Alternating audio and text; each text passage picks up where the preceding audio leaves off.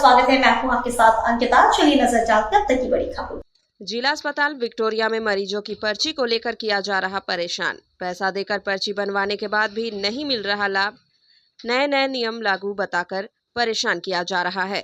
Barcode के माध्यम से भी मरीजों के परिजनों को ऑनलाइन पर्ची भरने के लिए मजबूर किया जा रहा है, जिसमें से अधिकांश लोग बिना पढ़े लिखे होते हैं तो किसी के पास मोबाइल फोन नहीं होता।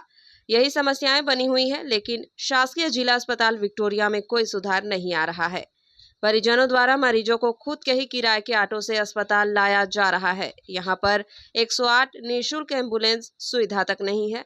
अगर ऐसे में परिजन एम्बुलेंस को बुलाते भी हैं तो वह अस्पताल तक पहुंचाने के लिए उनसे पैसे की मांग करते हैं और परेशान मरीजों के परिजन पैसे दे भी देते हैं तो उन्हें प्राइवेट अस्पताल ले जाकर भर्ती करवा दिया जाता है। सरकार द्वारा मरीजों को मिलने वाली सभी सुविधाओं का लाभ नहीं मिल रहा है। लोगों से वह दस्तावेज मांगते हैं जो कि नहीं होते हैं। ऐसे हालत में मरीज और उनके परिजन कहां जाए। देखना यह होगा कि आखिर कब तक जिला अस्पताल विक्टोरिया में सुधार आएगा या फिर ऐसे ही आगे तक भी इसी प्रकार से इलाज होता रहेगा। आज औचक निरीक्षण आपने किया है विक्टोरिया अस्पताल का, क्या देखा आपने, क्या बात? देखिए, आज मैंने विक्टोरिया अस्पताल का एक निरीक्षण किया है और बिल्कुल सही बात है कि मैंने किसी को बिना बताए इस विक्टोरिया अस्पताल में मैं आया।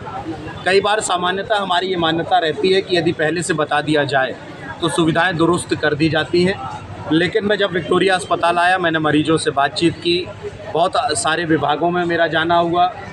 सारी जगह पर जब मरीजों से बात की गई तो मरीजों के अंदर सेटिस्फेक्शन इस बात का है कि व्यवहार बहुत अच्छा है और डॉक्टर से इलाज भी अच्छे से कर रहे हैं। अभी चूँकि डेंगू, मलेरिया और इस प्रकार का टाइफाइड अभी फैल रहा है तो थोड़ी सी असुविधाएं ज़रूर हैं, लेकिन एक्सेस में जब मरीज आते हैं तो कोई भी व्यवस्थाएं थोड़ी बहुत गड़बड़ाती हैं, लेकिन उसके बाद भी विक्टोरिया अस्पताल और मनीष जी और पूरी टीम बहुत अच्छा काम कर रहे हैं। और कहीं कोई यदि कोई कमी पाई जाती है तो निश्चित तौर पर उसको ठीक करना हमारी भी जिम्मेदारी।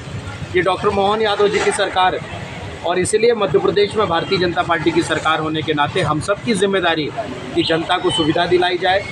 मैं बधाई देना चाहता हूँ विक्टोरिया स्टाफ को कि जो आप एक एप्लीकेशन बना रहे हैं, उस एप्लीकेशन के अंदर आभा कार्ड बन रहा है जो आने वाले समय में उस मरीज का पूरा रिकॉर्ड, ट्रैक रिकॉर्ड उसके अंतर्गत होगा। जहाँ पर भी हम इलाज कराने जाएंगे वो सारे ट्रैक रिकॉर्ड को देखकर हमारा इलाज सुविधाजनक हो सकता है। ये सिर्फ और सिर्फ मध्य प्रदेश के अंदर यहाँ पर फ्री उसका हम आभा कार्ड बनाने का काम कर रहे हैं। इसके लिए भी मैं उनको बहुत बधाई और शुभकामनाएं देता हूँ। साथ ही कुछ चीज़ों में कमियाँ देखी गई हैं। एसी की जो असुविधा थी उसको मैंने खुद देखा है और उसके लिए उसका जो संबंधित जिस कंपनी ने ये काम किया है उसको निर्देशित भी किया गया और जल्दी इस काम का सुधार करेंगे।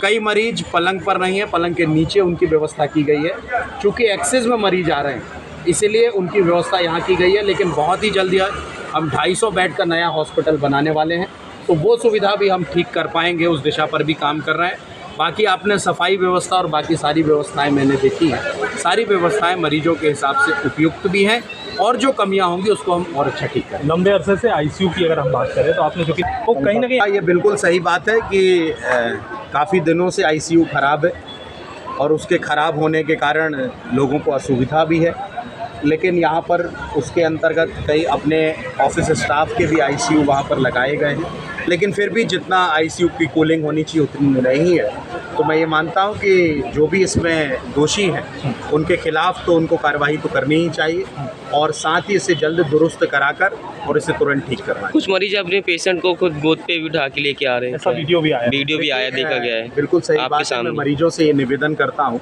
अभी मैंने एक मरीज को खुद देखा तो वो पीछे के रास्ते से अंदर आ गए। मेरा ये निवेदन है कि हॉस्पिटल की अपनी एक व्यवस्था होती है, आप मुख्य मार्ग से अंदर प्रवेश करें।